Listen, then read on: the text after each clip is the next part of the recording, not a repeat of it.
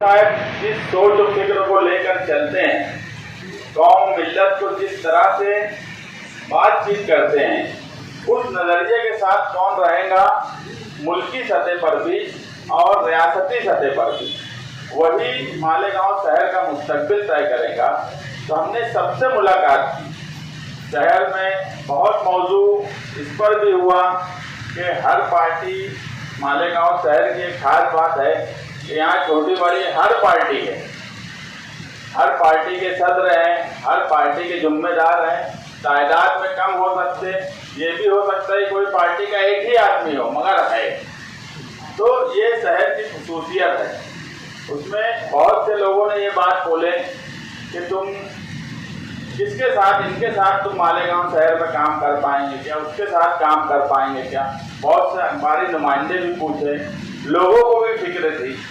तो शान हिंद एक बार बोली कि मालेगांव शहर में अगर हम मुकामी तौर पे किसी के साथ तालमेल से काम कर सकते तो वो यूसुफ भाई है, क्योंकि हम साथ में रहे, हम निहाली सोच रखने वाले लोग हैं। दूसरों के साथ एक बार हमको तालमेल बनाने में कुछ तकलीफ हो सकती, मगर अगर समाजवादी का हमारा फैसला हुआ तो वहाँ पे हमको कोई तालमेल बनाने की तकलीफ नहीं होगी, क्योंकि हम साथ में काम कर रहे हैं और हम एक दूसरे को जानते हैं और एक ही नज़रिए और एक ही तरीक़ाकार है हमारा काम करने का। तो यहाँ पर कोई डिस्टर्ब होने का सवाल ही नहीं आता। लोगों ने गलत फहमियाँ भी पैदा करने की कोशिश की, बदगुमानी भी पैदा करने की कोशिश की, बदगुमानी से बदजुबानी भी होने लगी, मगर कुछ लोग दूसरी तरीके से बात करने लगे कि तुम उनके अंडर में काम करेंगे क्या, वो तुम्हारे अंडर में काम करेंगे क्या। मेरी तो बात यही नहीं समझ में आती कि सियासत में अंडर में काम करना क्या होता है। क्या बात है, ये कोई कमर्शियल कल्चर थोड़ी है, ये कोई कंपनी थोड़ी है। ये लोगों की खिदमत करना सियासत में एक काम होता है और यहाँ काम साथ में किया जाता है। किसी के अंडर में, किसी के नीचे रह के यहाँ काम नहीं किया जाता। हम यूसुफ भाई के साथ काम करेंगे, हम महबूब भाई के साथ भी काम करेंगे, हम साथ में काम करेंगे। हमारा वर्कर भी हमारे अंडर में नहीं काम करता, हमारे साथ काम करता। और साथ में काम करना ही सबसे बड़ी खूबी है। यहाँ पर कोई कंपनी, मैं बोला कोई कंपनी हम नहीं चलाने जा रहे। जो सियासत को कंपनी समझते होंगे वो अंडर में काम अपने वर्करों से और अपने जिम्मेदारों से, अपने कारपोरेटरों से करते होंगे, तो वो कंपनी की तो उनका मामला रुपया पैसा बटोरना है। हमारा मकसद, यहाँ यूसुफ भाई भी बैठे हैं, हम भी हैं, हम निहाल साहब के साथ काम करें। हमारा कभी मकसद ही रुपया पैसा सियासत में बटोरना नहीं रहा, इसलिए हम साथ में काम करने वाले हैं और इंशाअल्लाह हम बहुत अच्छे ढंग से साथ में इस शहर का काम करेंगे। और मालेगांव शहर के जो हालात बन गए धीरे धीरे, ये शहर, जैसे अभी रिजवान सर ने बोला तुम्हारा दाबाड़ी का सवाल, पिछले 6.5 सालों से हमने ये बात रोक के रखी थी। हमारी कोशिश पूरी यही थी। आज 1.5 साल से कारपोरेशन में लोकल बॉडी खत्म हो चुकी है मालेगांव शहर में, और इसका कहीं ना कहीं आउटर के दादा भूसे ने फायदा उठाया। और इसमें कौन लोग शामिल हैं, हम जल्द ही प्रेस कॉन्फ्रेंस लेकर उस पर खुलासा करेंगे। मैं बोलता हूँ कि तलवाड़ा और चंकापुर का रिसर्च है हमारा। मालेगांव शहर में कोई सियासी पार्टी, कोई लीडर हमारे सामने बैठ जाए और तलवाड़ा और चंकापुर के पानी के सवाल पे तो जवाब नहीं दे सकता।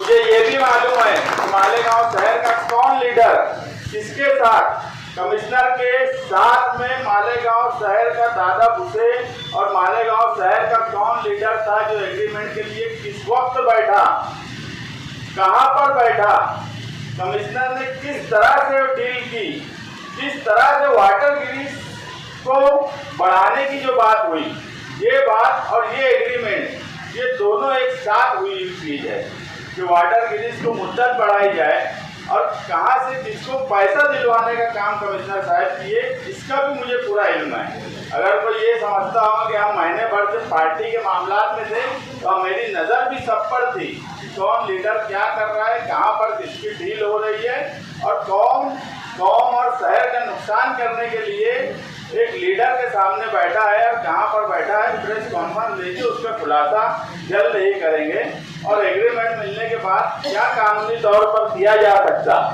और क्या तहरीकी तौर पर किया जा सकता उसकी भी कोशिश करेंगे। हमने यहाँ सोहेल अब्दुल करीम बैठे हैं जो पानी परिषद के सदस्य हैं, जिन्होंने इस शहर में सरकर्ता अपराध को बुलाया और एक पानी परिषद रखा। उन लोगों से भी बातचीत की जाएगी। कोई ये ना समझे कि कोई चीज हो गई है तो अब वो चीज वहां खत्म हो गई। अब तो इस शहर में उस सवाल पर बात शुरू होगी और जोरदार तरीके से शुरू होगी। समाजवादी पार्टी में जाने का मकसद ही हमारा ये था कि पहले कहीं ना कहीं हमें लीडरशिप की कमी लगती थी। हम मालेगांव शहर में जो काम करते थे वही हमारा हासिल था, जो हमारी मेहनत थी वही हमको मिलता था। हम ये बात मानने में मुझे कोई बुराई नहीं है कि हम ऊपर मंत्रालय लेवल पर कामकाज करने में कमजोर थे, मगर आज हमारे साथ अबू आसिम आजमी साहब जैसा मर्द लीडर है जो मालेगांव शहर में अगर कुछ गलत हुआ है तो अब हम हमारी बात वहाँ मजबूती से रख सकते हैं। इससे पहले भी हम रखते थे मगर उसमें वो मजबूती नहीं थी जो आज हमें मजबूती मिलेगी।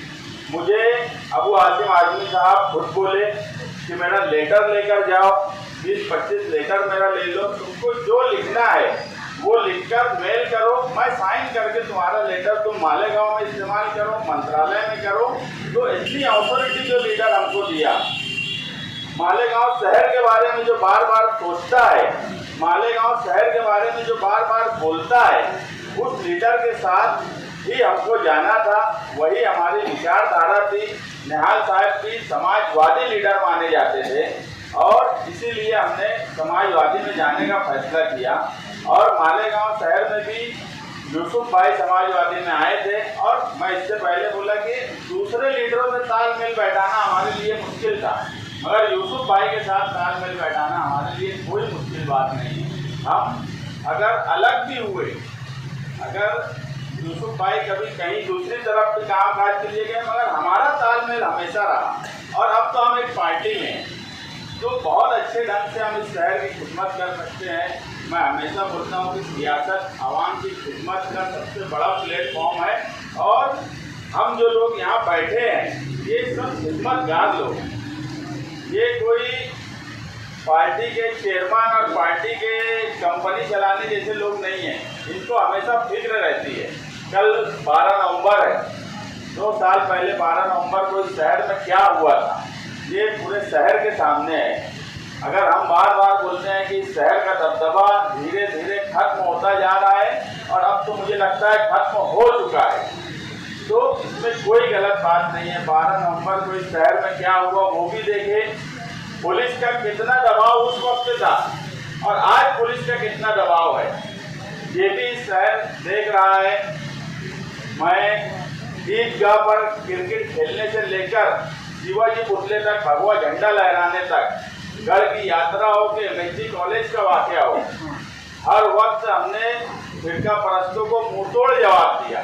हम सेकुलर पार्टी के साथ रह रहे हैं, हम सेकुलरिज्म के साथ हैं, मगर कोई जातिवाद के नाम पर लोगों को परेशान करने की कोशिश करेगा तो उसको हम मुंहतोड़ जवाब देना भी जानते हैं। इस शहर में दबदबा धीरे धीरे खत्म होता जा रहा है और अब इस शहर का दबदबा लाना है। यहाँ बैठा हुआ हर आदमी मिलजुल कर काम करेगा, कोई छोटा नहीं है, कोई बड़ा नहीं है। हम साथ में काम करेंगे और एक साथ कोई तहरीक चलाएंगे। अभी दिवाली है, ऑफिसरान के खिलाफ मैं यूसुफ भाई से बात करूँगा। मालेगांव शहर के सारे डिपार्टमेंट, आज वो कॉरपोरेशन से लेके ब्रांड डिपार्टमेंट हो कि एफडीओ डिपार्टमेंट हो कि पावर कंपनी का डिपार्टमेंट हो, सबके सब ऑफिसर आज एक आम आदमी अगर जाता है, निहाल साहब के वक्त आप लोगों को याद होगा कि एक वर्कर अगर कोई अर्जी लेकर चला जाए एफडीओ में तो मजाल नहीं है एफडीओ की कि वो उसका काम ना करे। आज एक छोटा सा भी काम होता है तो एक आम आदमी को हमको बुलाना पड़ता है, यार ये मेरा काम नहीं हो रहा है। एक जन्म दाखिला अगर निकालना है तो भी उसको हमको बुलाना पड़ता है।